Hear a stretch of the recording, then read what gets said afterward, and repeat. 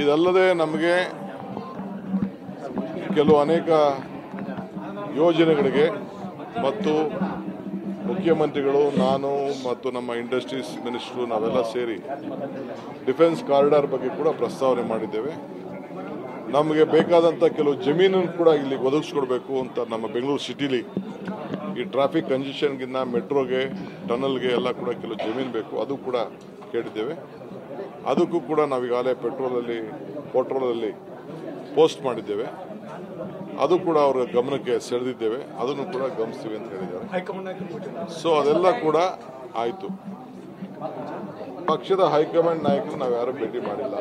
ಬರೀ ಸುರ್ಜೇವಾಲಾ ಅವರು ನಮ್ಮ ಇನ್ಚಾರ್ಜ್ ಜನರಲ್ ಸೆಕ್ರೆಟರಿ ಹತ್ರ ಅವರು ನಮ್ಮ ಕಾರ್ಯಕರ್ತರಿಗೆ ನಾವು ಇನ್ನ ಸ್ಥಾನಮಾನಗಳನ್ನ ಏನು ಉಳ್ಕೊಂಡಿದೆ ಅದನ್ನೆಲ್ಲ ಕೊಡಬೇಕು ಅನ್ನೋ ವಿಚಾರ ಕೂಡ ದೀರ್ಘವಾಗಿ ಚರ್ಚೆ ಮಾಡಿದ್ದಾರೆ. ಇನ್ನು ಮಂತ್ರಿಗಳ ಹತ್ರ ಅವ್ರ ಕೆಲವು ಮಾತಾಡಬೇಕು.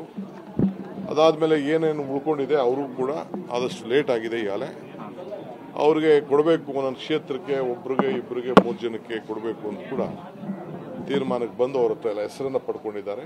ಅದನ್ನು ನಾನು ಸ್ವಲ್ಪ ಆರ್ಗನೈಸೇಷನಲ್ಲಿ ಕೆಲಸ ಮಾಡಿದವ್ರಿಗೆ ಒತ್ತು ಕೊಡಬೇಕು ಅನ್ನೋದು ಕೂಡ ನಾನು ಪಕ್ಷದ ಅಧ್ಯಕ್ಷನಾಗಿ ಮುಂದಕ್ಕಿಟ್ಟಿದ್ದೇನೆ.